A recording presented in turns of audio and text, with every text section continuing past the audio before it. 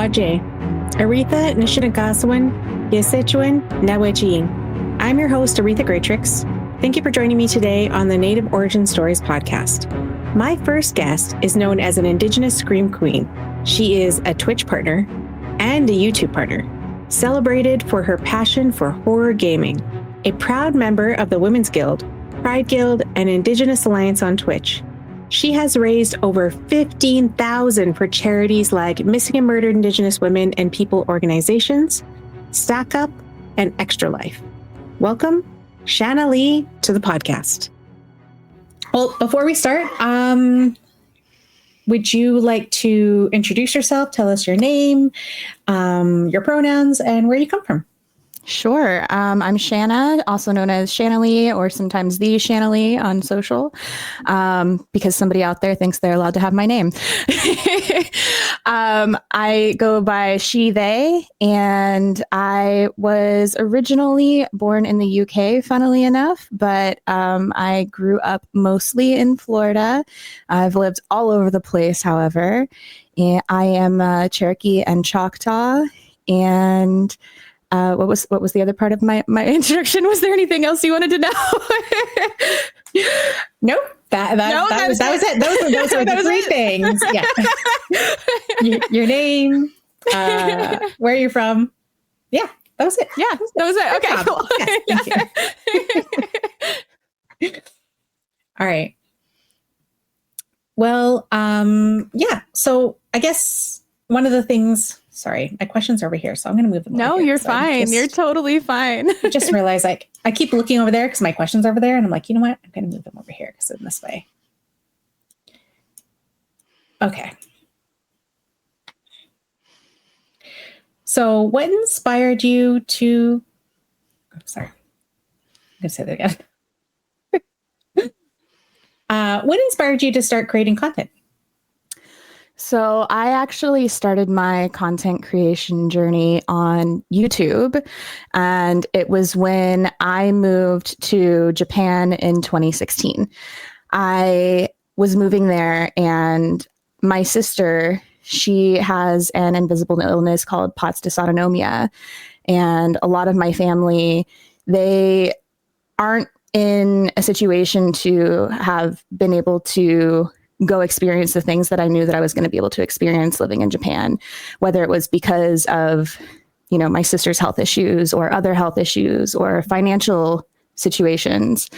And I wanted to be able to document and share what I was doing in a way with them that was authentic and not, edited like Travel Channel, where it, felt sort of inauthentic.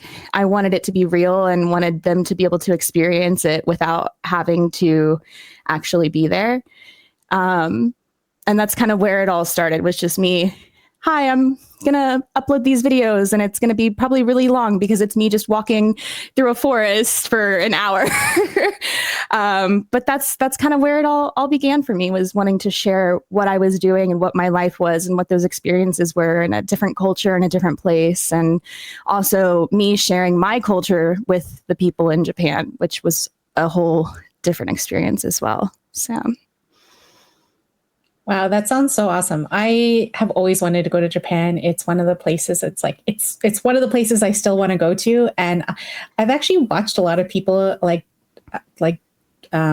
their travel vlogs about being in Japan, or even like moving there for a short period of time, or even just traveling there and just like hanging out and just like visiting like places, like interesting places. And some places are like, oh, here's like the main capital. And then some places are like, some of the videos were like, oh, here's like a destination that no one really goes to. And it's like a farm. It's very interesting. Such a beautiful country. Like, I know that a lot of Japan, people think like Tokyo, and the big cities, but like the culture there, when you get to go to places that are more rural or countryside, and you really get to experience like that deeper culture of Japan and get to know the people. And when you talk to a lot of like the elderly people and hear their stories and what their life was like, and just just talking to people there. It's such a beautiful culture, and the people there are so incredible, and they want to hear all about you too, and about your life and your culture. And just, I absolutely recommend going there and experiencing it, and really spending time talking to people and getting to know people while you're there. And it's the same anywhere, anywhere you travel. I think that the best part of going anywhere new is getting to have those conversations with new people and having those exchanges, usually over food. I feel like that's the best time to do it is, you go somewhere and you're sharing a meal with somebody, and usually it's like whatever their local cultural food is. And then you're talking about, what their life is like, and they're telling you their stories, and you're getting to share your stories. And it's so cool to see how actually similar people are. That was something that I really learned, was that we're all really similar, and people tend to focus a lot on like the differences between our cultures and between our people. And it's like, no, but we're all so similar though. Like, and it's really, really amazing to me. I love it so much. So. Well, thank you. Yeah, it makes me want to go even more now. You have to.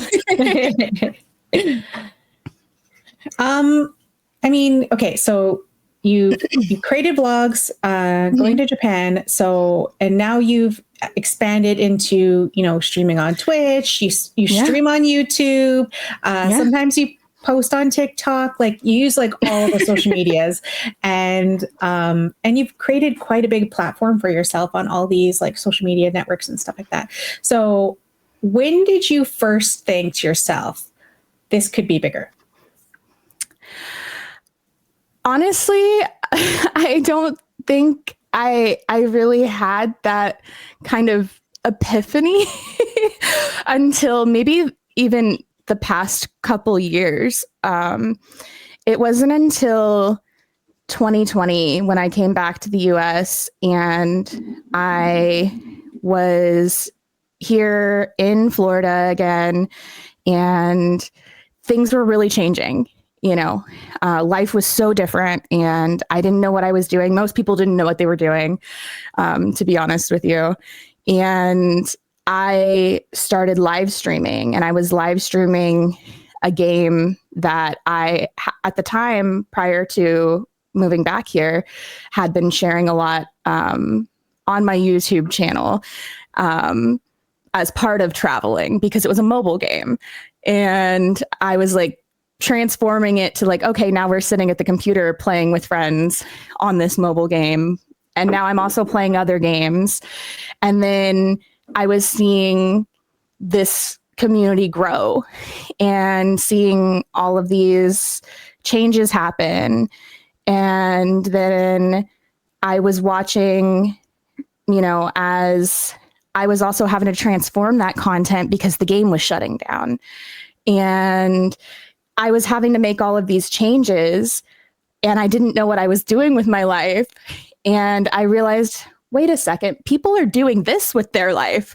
Like, this is a thing people are doing, and people are not only doing this, but I'm able to talk about, my life and my culture. And I've had all these people these past few years, like, watching what I'm doing and learning all these things. And I could do this. I could do this. And I could share, all these important messages with people, and we could talk about things that are important in the world, and I could still have fun and give people a safe place to come hang out. And like, this could really be a thing. Like, I think I want to do this.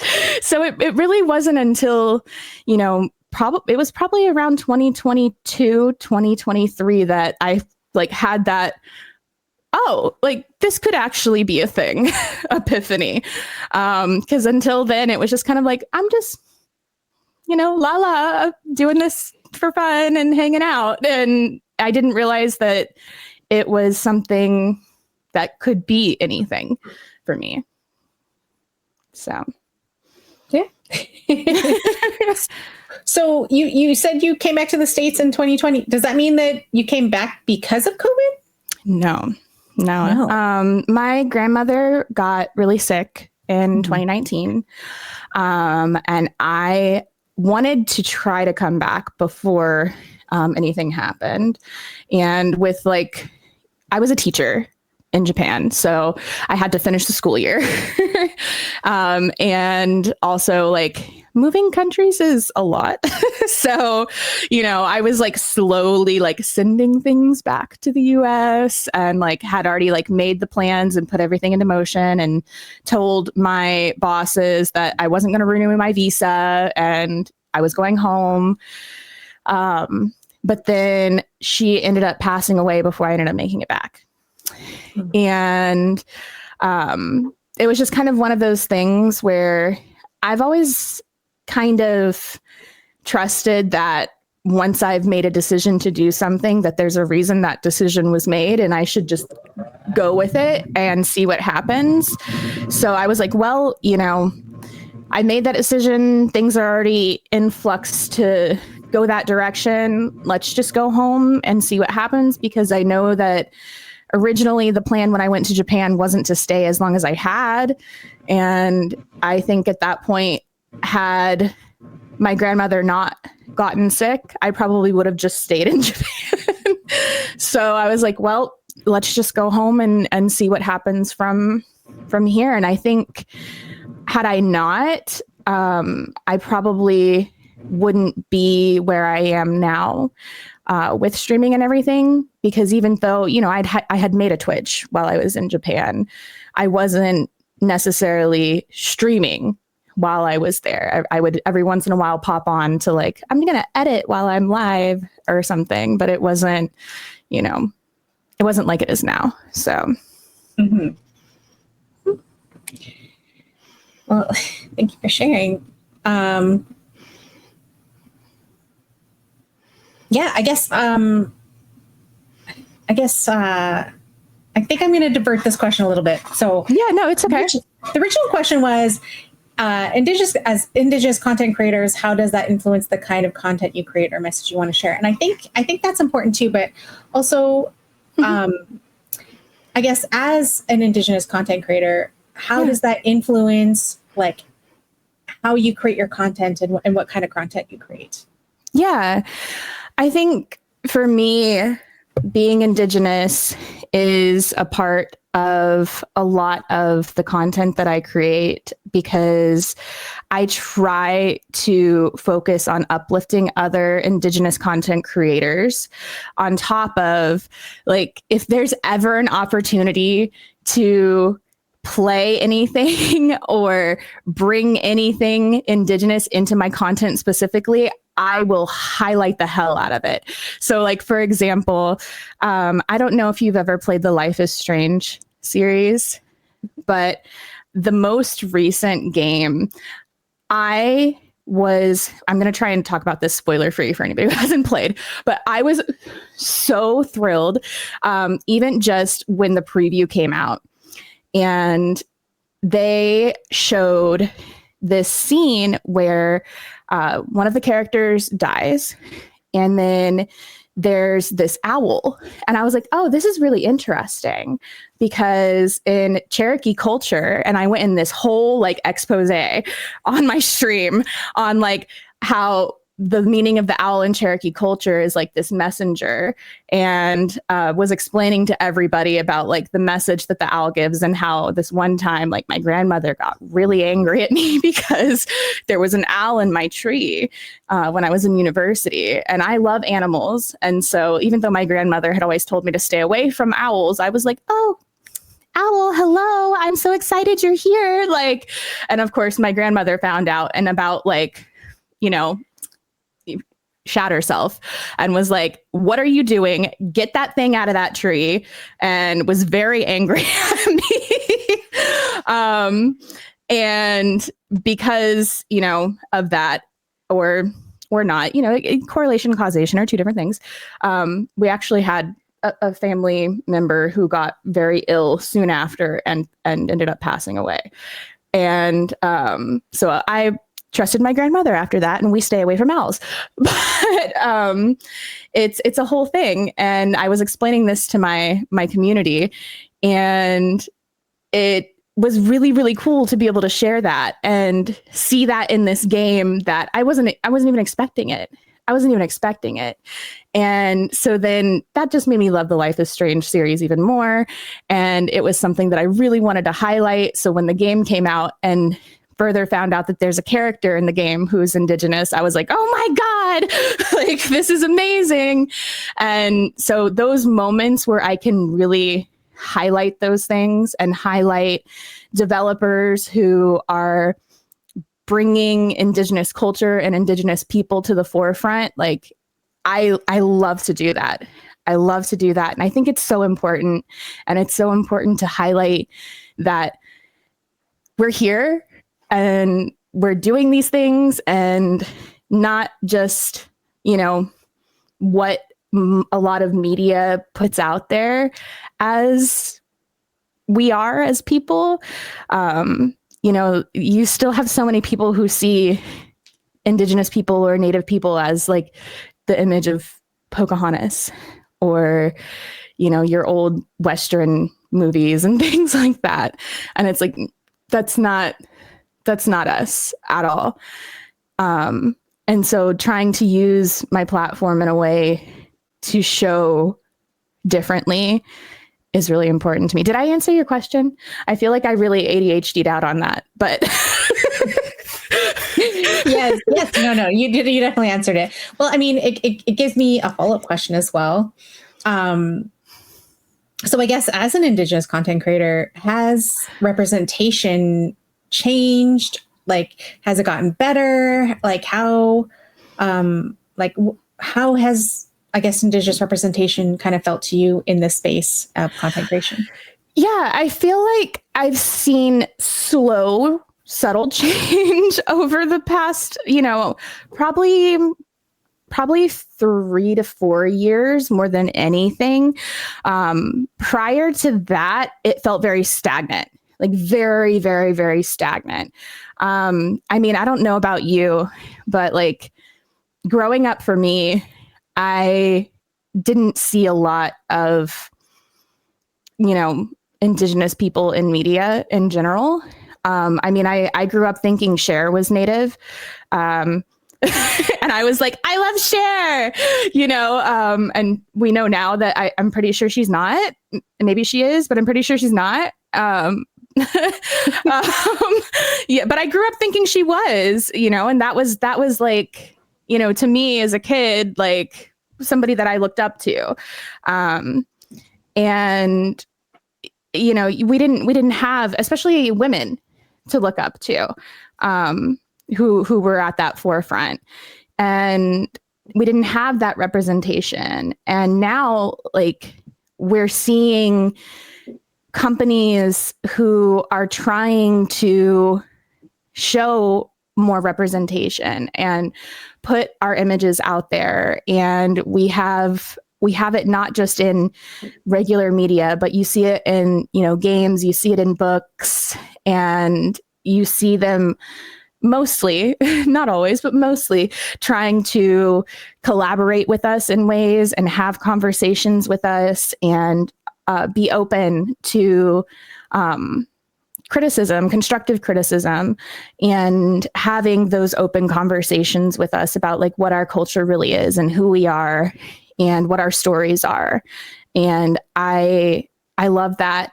And I love that people are open to those conversations as well, and open to, mostly trying to change that narrative. So. Awesome. Thanks for sharing.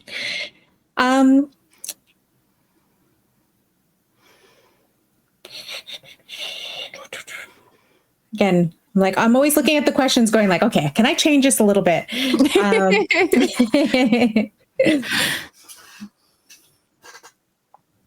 Okay. I mean, so as a content creator, you've been creating content for a while now. Yeah. And do you have an established brand? And also, what has been your biggest challenge on staying consistent? Yeah. I would say my brand is fairly established. We're definitely, we're a horror creator. Sometimes we slip in a few other things, because I think it's important to have a little variety in your life. But 99% horror, that's what we're known for. And what was the other half of the question? Sorry. And how do you stay consistent? Like, how do you stay consistent? Consistency was something we had to build. It's not easy. It's not easy by any means. I think it's something that's hard for a lot of people, is building that consistency and finding a schedule that like really, really works for you.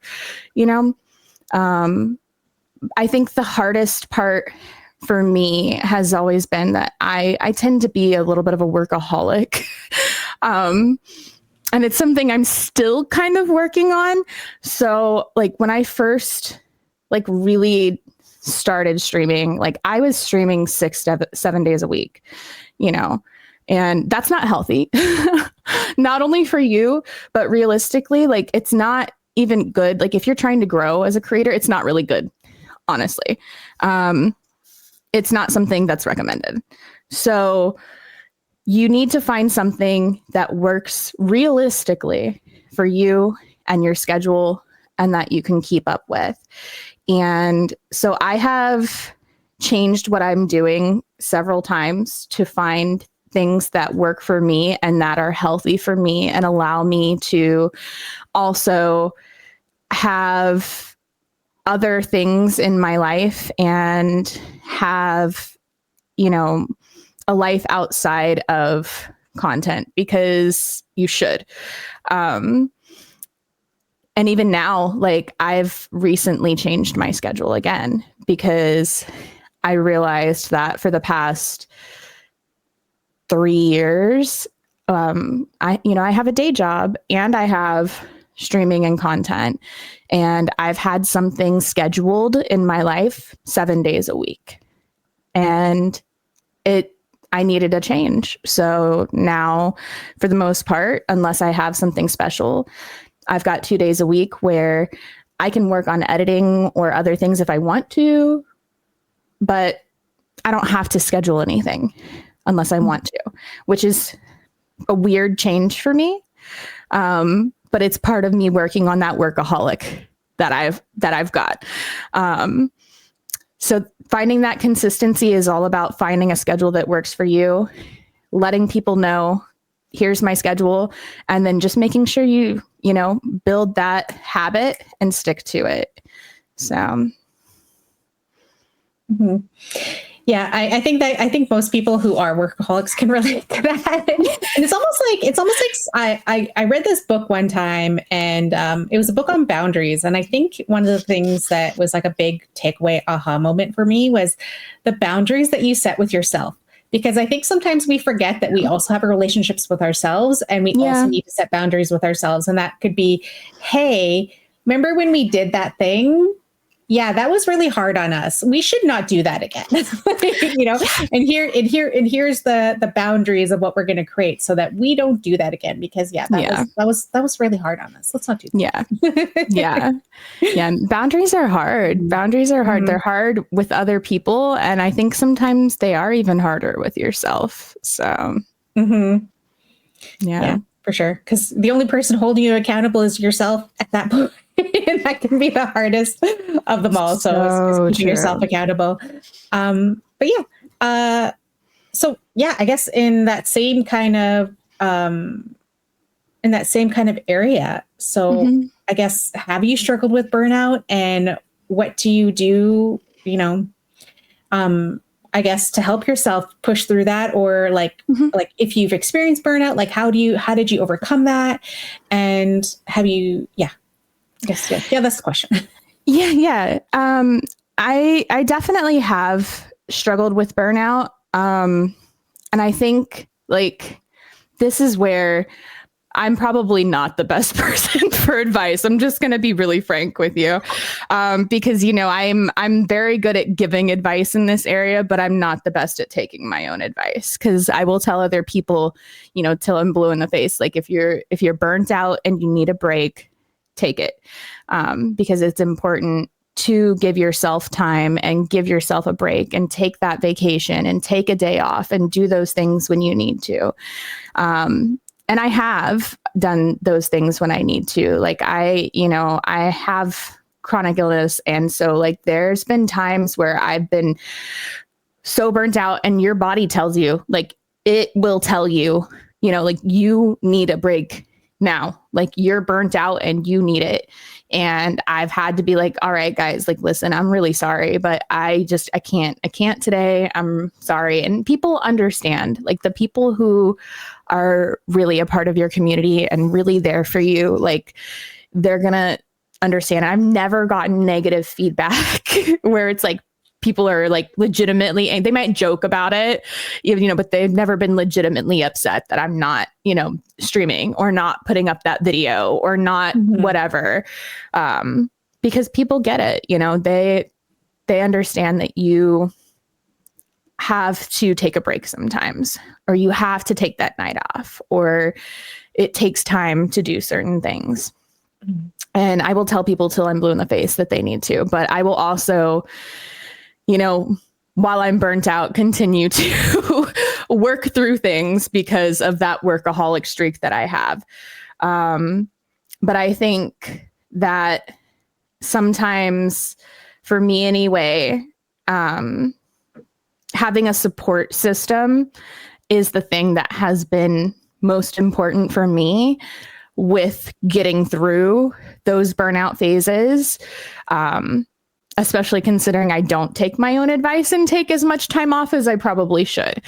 I have people around me who are really supportive and, you know, really do everything that they can to help be there for me, whether it's just like listening to me, like have a breakdown about something, or like, you know, if I'm like, hey, I'm running late for this thing, can you make my thumbnail? And they'll be like, yeah, no problem, I got you, or something like that. Like having those people in your life who are there to support you and there to help carry you when you are in those burnout phases. And even when you're not in those burnout phases, you know, who are just there for you in general, I think is really helpful. Mm-hmm. And I think as content creators, and I think one of the things we see a lot is there's like this image that we kind of present outwards of being like very confident and knowing what we're doing and and all those things. But, you know, I find that that's usually not the case, that we are usually, you know, like sometimes we'll have our own self-doubt, or, you know, we'll have like issues and things like that, where it's like, no, I wasn't actually very confident about that, but guess what? We're putting it out there anyways, you know, and all the time. So have you, I guess from a content creator's perspective, like how do you push past that self-doubt and making sure that, like, you know, we're just doing the best we can and the good enough's good enough, you know? Yeah. I think that's one of those things where it's a literally all the time thing, especially when it's something new. Like, you know, when you're doing something new, whether it's your first subathon or the first time you're going to play a different game, or the first time you're putting, you know, something brand new out, period. Like, I'm never confident. Never confident. You know, you've taken a break for a long time. It's your first stream back. Like, you're never confident to hitting that start button.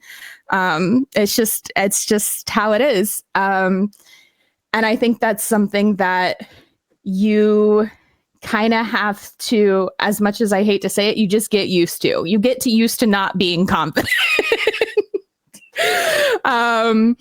And that's again where, you know, that support system comes in handy. You've got the people who, you know, everybody's telling you, yeah, you'll be fine, you'll be fine, you'll be fine. But then you've got those people who are really close to you, who, you know, they are telling you, listen, like, no matter what happens, like we're here, we're not going anywhere, and you're gonna make it through this. You made it through it the past 20 times. You're gonna pick yourself back up no matter what happens, and you're gonna make it through this. And I think it's important that we always remind ourselves that as we push forward, no matter what happens, no matter whether we are not confident or not, no matter whether this works out or it doesn't work out, whatever our expectations are, like we made it through every time before, and we're going to make it through this time again. And if it fails, so what? There's going to be another thing that we're going to succeed at. And that's just something that we have to remind ourselves. And even if we're not confident when we hit that button or hit send or put something out, we have to push through that lack of confidence and keep moving. Because if we don't put it out, we're never going to, get on to the next thing. And we're never going to be able to have that chance to see that success that we want to see, or to help somebody, or to get that message out, or to see any kind of change. So we just have to do it. Couldn't have said it better myself. Like I said, I I'm a content creator as well too. And half the time it's funny too, because sometimes, I don't know about you, but I always say it's the things that I just put out thinking, oh, that's not that great, that do the best. And it's the ones that I'm like, oh my God, this is the best thing ever. And then like doesn't do great. And I'm like, right. Why is that? It's so true. It's so true. Yeah. So yeah, it's just funny.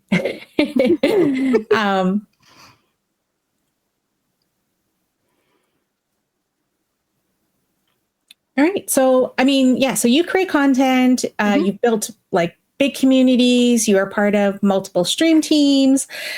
What do you hope that people who watch your content like take away from it? Overall, I want people to find, obviously it depends on what they're watching, whether it's a live stream or a video or what it is, but I just want people to find themselves when they watch my content or engage with it or join the community. I want them to find themselves a place where they can feel accepted and comfortable and able to have open conversations with people who might be different than them and learn something, educate themselves on somebody else's culture or history. And then, when it comes to like the horror aspect, I think it's really cool because a lot of it, there's really cool history rooted in so much of it. Which a lot of that is related to culture, and that's where it all kind of like intertwines together. And I love that. I think it's really interesting, and I hope that people are able to kind of explore that a little more and find some interest in that. And if they don't, that's okay, but maybe they're just able to find somewhere that they're able to intermesh themselves with other people who are similar to them and be comfortable. So speaking of your stream teams, your communities, what are all the stream teams you are a part of? So we'll start with the first team that I joined. The first team that I joined was Flow Roma Town, which was started by one of my best friends, Evie. It's a group of like random, all different genre, streamers from all over. Everybody's super sweet in that team. Then we have the Four Directions, which is all Indigenous. Wonderful team as well, group of people. And then we have my Nightmare Network, which I started with my best friend Cooper. This was kind of like a dream that I had where I saw, you've got all these teams all over that I love to see. And I love that, like, it's usually people who have like similar vibes and they all like kind of hang out in each other's streams maybe, and maybe they do charity stuff here or there. But I saw this like lack of, I guess, really working together and like using your skills in a way to help support each other, and like working with brands and working with developers and things like that. And I had this conversation with Cooper and I was like, why don't teams do that? And she's like, well, you could make a team doing that. And I was like, oh, well, I'm not going to do that. And I'm an idea person, not a do person. And Cooper's a do person, which she was my do person and she forced me to do. So we made Nightmare Network, which is an all horror stream team, working with developers, working with brands, and using our skills and the things that we're good at, whether, somebody's good at video editing and somebody maybe has a skill in voice acting and they want to help each other, to connect each other and network. And we work with other teams as well, which is really cool. And then we have Indigi Horror Squad, which started as a community of people who were either Indigenous or Indigenous allies, just loving horror, coming together to hang out, talk horror games, horror movies, horror books, all of that. And then everybody wanted a stream team there. And I was like, yeah, we can do that. Why not? Like, it could be like, the stream team of people from Indigi Horror Squad who, you're kind of like the billboard representing the team. And I love that idea. So we started Indigi Horror Squad as a stream team as well. So those are all the teams. I guess I never really know this. Maybe this is a question for Twitch, but can you create more than one stream team, or only one person per stream team? Okay. Yeah. You have a maximum of 2, and then you're not allowed to create any more after that. You also can't change their name. So like if, Nightmare Network disbanded for some reason, I cannot change its name. It cannot be, edited in any way. I can transfer it to somebody if I wanted to. So like if I quit streaming and was like, I'm never doing content again, I could give it away to somebody, but I cannot change its name. Yeah. Cool. Interesting. Like I said, I feel like I have so many questions about stream teams. So I might just have to. I'm happy to answer them sometime. People. Well, it's like I said, it's one of those things where I think it's so interesting because, as you know, I do talk to Twitch staff a bit about certain things and stuff. And so I always ask them like random questions. I'm like, what's this? Or how do you do this? Or can we do this? Yeah, I'm always asking questions. I feel like sometimes I'm just kind of like that person who kind of pesters them for like information. But I'm trying to push Indigenous representation, and I won't apologize for that. You never should. Never should. Never should. Alrighty. All right.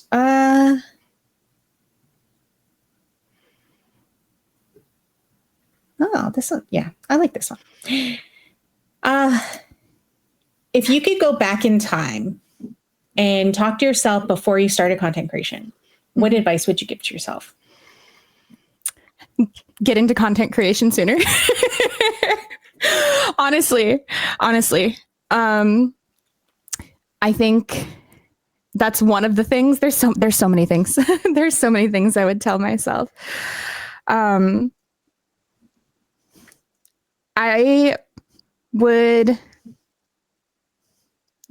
a lot of the things I'd want to tell myself would have to be around confidence as well. Because there were a lot of people along the way who, sorry, I'm trying not to get emotional, who, throughout my life have really tried to tell me that I just wasn't going to be able to do anything, And I would love to be able to go back and tell myself not to listen to any of them, that I have a voice and that voice matters. And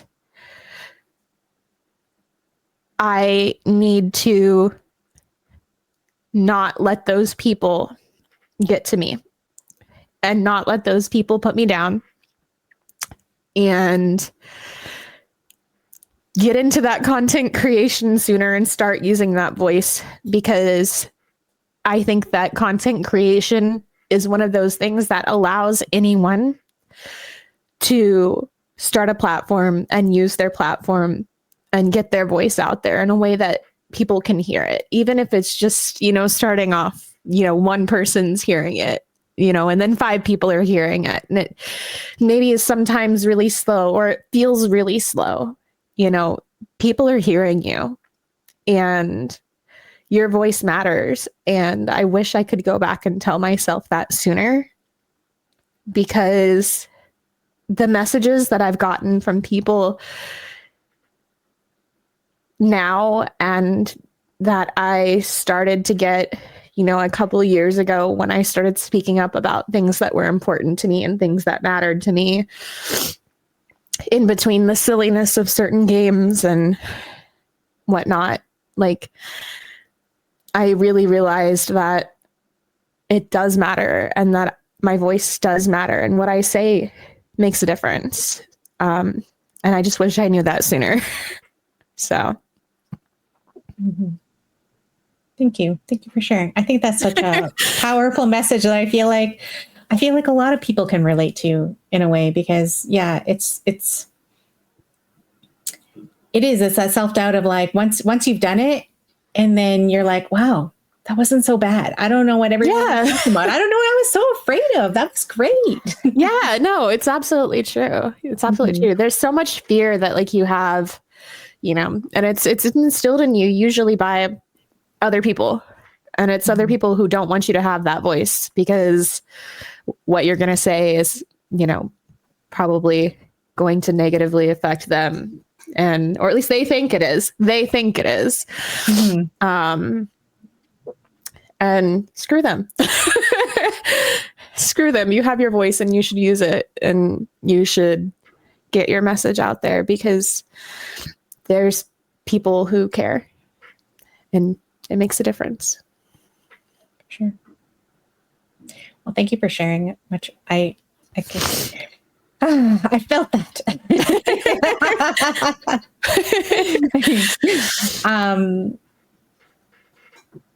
Yeah, I guess. So I guess like, I feel like every one of us is on a journey in some way, whether it's like our careers, our life, or whatever, just like, it's always like moving forward in some way. And is there anyone in your life that you met, an Indigenous person that you met, like maybe in content creation or just in general, who inspired you or helped you or just supported you on your journey? There have been quite a few people, honestly. I think through Twitch, like, there have been so many incredible Indigenous people that I've met that have been so supportive and so wonderful throughout my journey. And so inspiring as well. You honestly being one of them. I'm not just saying this because I'm here. You being one of them, Angie being one of them, Fry Red Queen. I adore you guys so much. And you've all been just like absolutely wonderful. And then like prior to content creation, I really looked up to my grandmother a lot, just as like a really strong woman and a strong figure, and my great grandmother as well. And just listened to them a lot for wisdom and advice and things I should do moving forward with my life. So yeah. Well, thank you. and you're welcome. Like I said, everything I do is to inspire and uplift other people. So I always appreciate it. And I love I always call it like the feedback of like, it's helping. Yeah, it is. It always makes me feel good just knowing that, like, just recognizing that, like, that people see when you are trying to, because I really do try to do that in everything that I do, whether it's content creation, filmmaking, or even just career in general. Like I've always made time for other people to help uplift them and also just kind of give them advice. Like I've been out for coffee with people. I've, like answer people's questions. I'm always there to like answer people's questions if they have them. So yeah, I always try to create that space. Yeah. So I guess in that same kind of area, I guess. So we talked about ourselves, we talked about, like before, but like, so for you, what is your message to Indigenous youth? And what advice would you give them who maybe are starting out in content creation? Similar to what I would have said to myself, get started and don't let someone else tell you you can't do something. What you want to do and what you want to say, it matters. That being said, do be careful sometimes about what you want to say on the internet because it is forever. You do want to think before you just throw something out there. But don't let other people tell you that you can't do something, because you can. If you're willing to put in the work and the time and the energy that it takes, you could go to the moon if you wanted to. And I firmly believe that.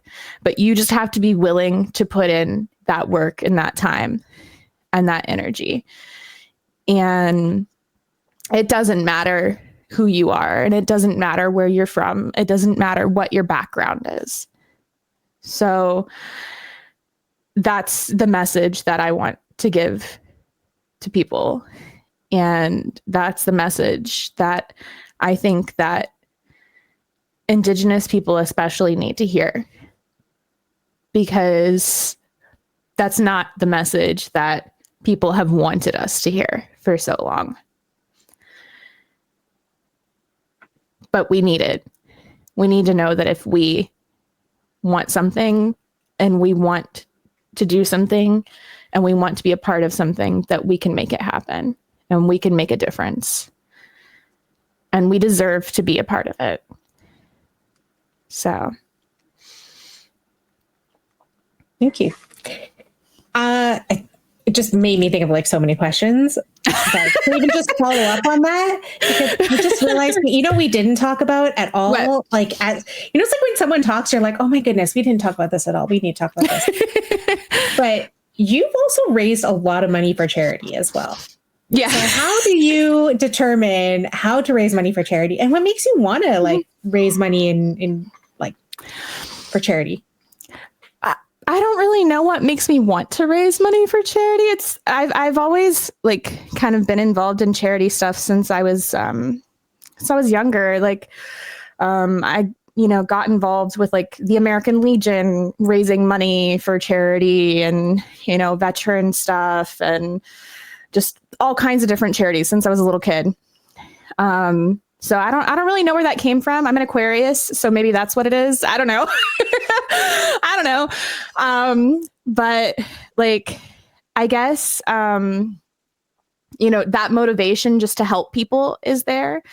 And to make a difference in people's lives, and I know that, even if it's sometimes, this is something that I was talking about the other night, actually, because someone came in and they were saying, I only raised 100, it was like 160 pounds for this Alzheimer's charity. And I was like, only? What do you mean only? Like, first of all, 160 pounds is a lot of money. Second of all, like, even if you raised $1, like, okay, you raised $1, that dollar could make a huge difference. But second of all, you just spent how many hours raising awareness? And that awareness could have gotten to somebody who maybe they didn't have the time or the money at that exact moment to make a donation, but they might go make $1 million donation next week and you just don't know about it.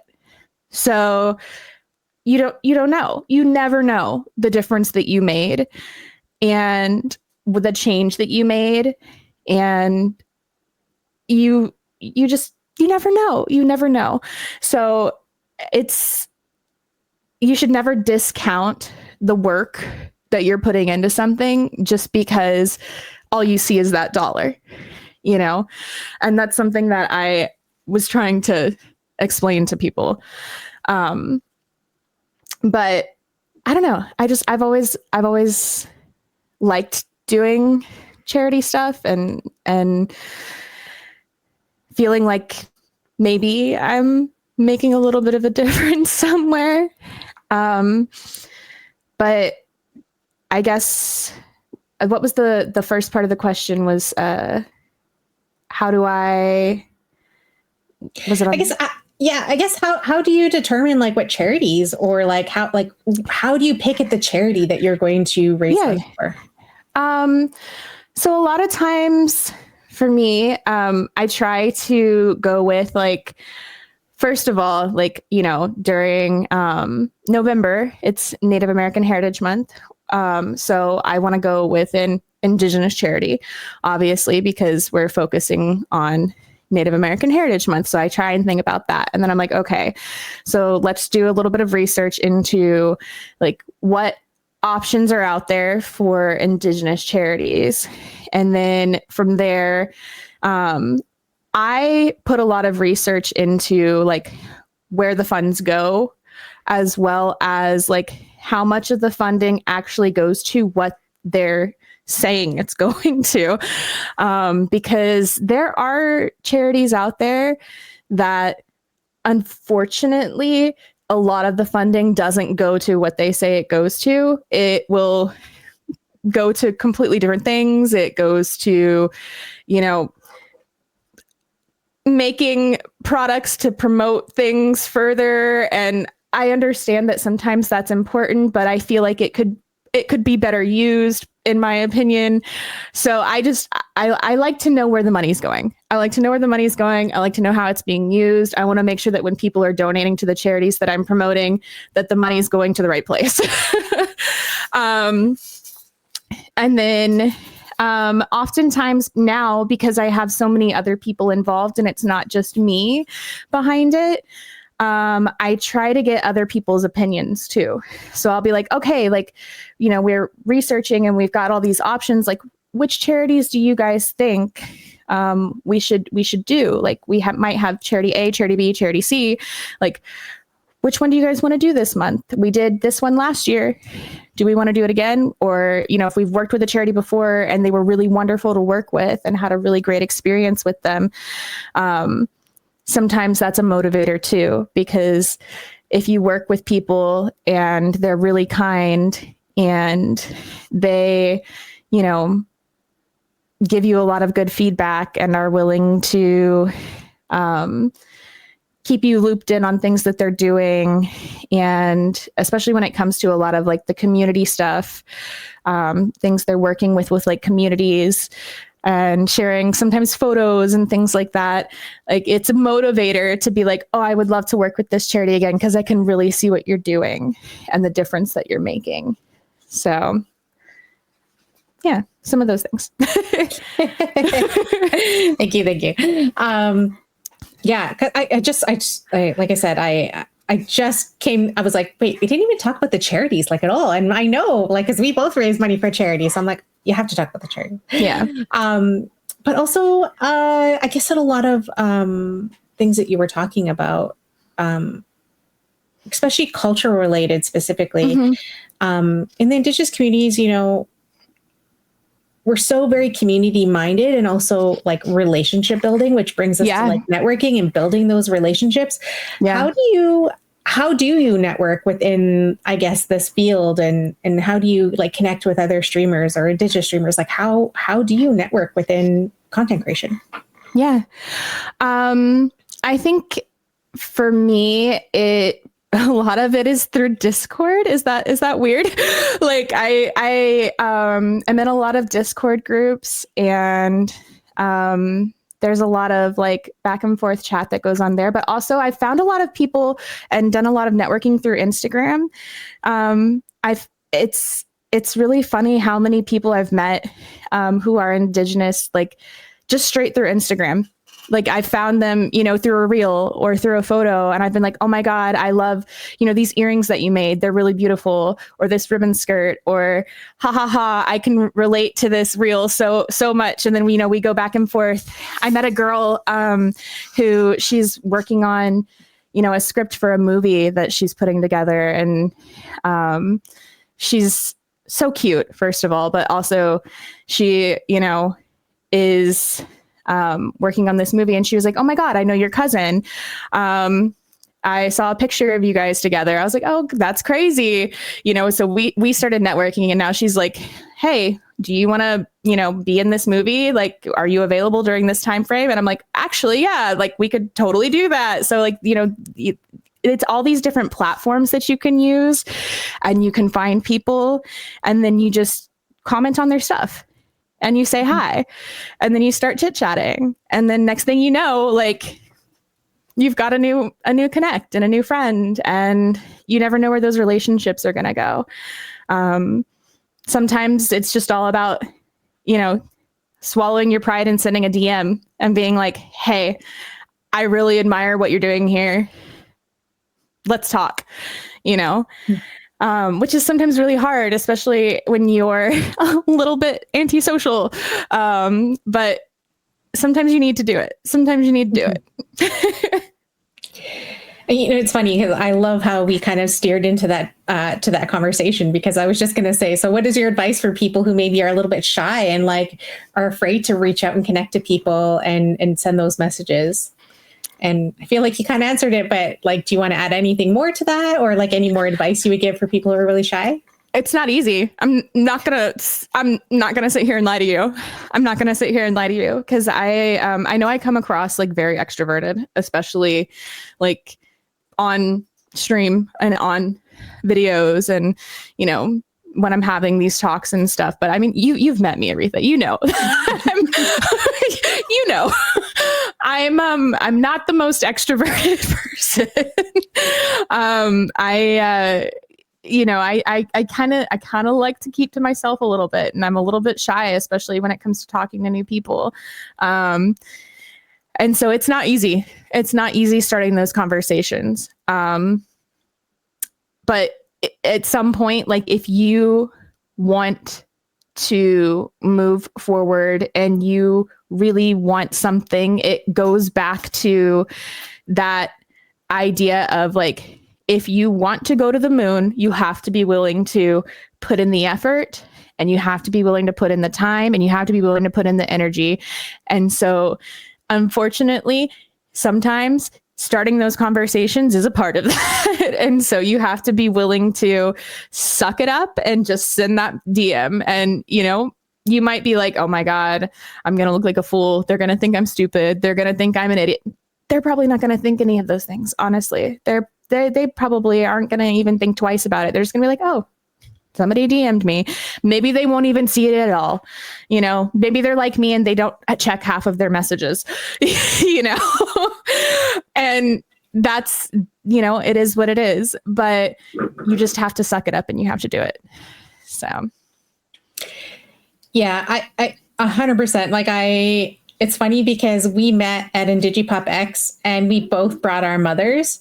And it was funny because we were walking around and then all of a sudden we were like, do you know where your mom is? I'm like, I don't even know where my mom is. And then we found our mothers like sitting outside just talking. I think like both of our moms are so much more extroverted than we are. Oh, 100%. They were so cute. They were, because we were like, where are they? And they were just, and then when we got there, we were like, well, what are you doing? And they were like, we're gossiping. They were yapping and gossiping. Yeah. I don't even know what they were talking about. They were like, listen, we're having a conversation. Like, it was like, but it was hilarious because they were just like off outside, just chatting with one another. Yeah. Mm-hmm. But I do always say that my mother is way more extroverted than I am. Like she inspires me so much a lot of the times because I always say, like, when she walks into a room, she will walk out of that room friends with everybody. Yep. Like, that's how my mom is 100%. And I'm like, and I wish I had that. I'm like, I always have the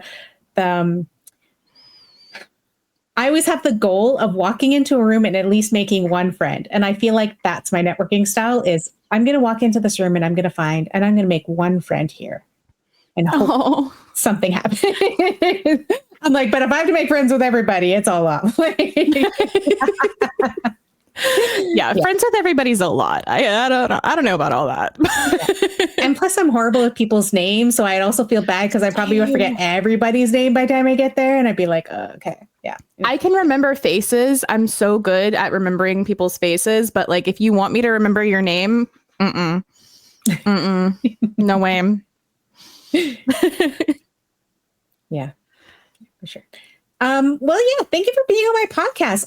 I do you have anything that's coming up? Do you have anything you want to promote? Where can people find you? Yeah, let us know.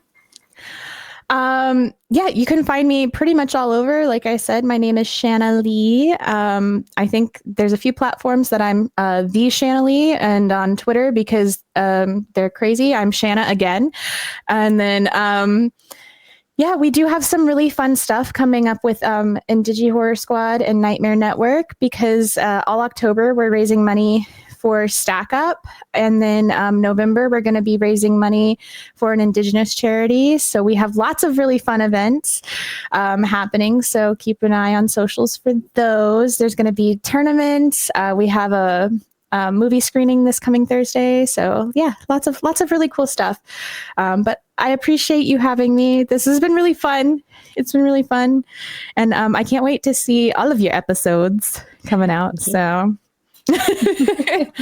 yes, thank you so much. And yeah, I will share them with you once I have them all posted and edited and all that stuff. But yeah, you were my first interview. I appreciate it. You've definitely made me feel very comfortable doing this. I still have to do like 9 more. You did fantastic. You did fantastic. But yes, I definitely, like I said, I wanted to create this podcast because I just feel like everyone has a story. Whether like I was taking the thought from like a comic book, like doesn't matter if you're a hero or a villain. Everyone has an origin story, which is basically just what is the journey? How did you get to where you're going? And like, how did you even start? Like, I feel like everyone starts from somewhere to where they got. And it's like, what is that? And how do we then turn that into something that's then inspirational and then also helps other people who maybe are interested in those same kind of careers? So yeah. Well, hopefully people learn something. So.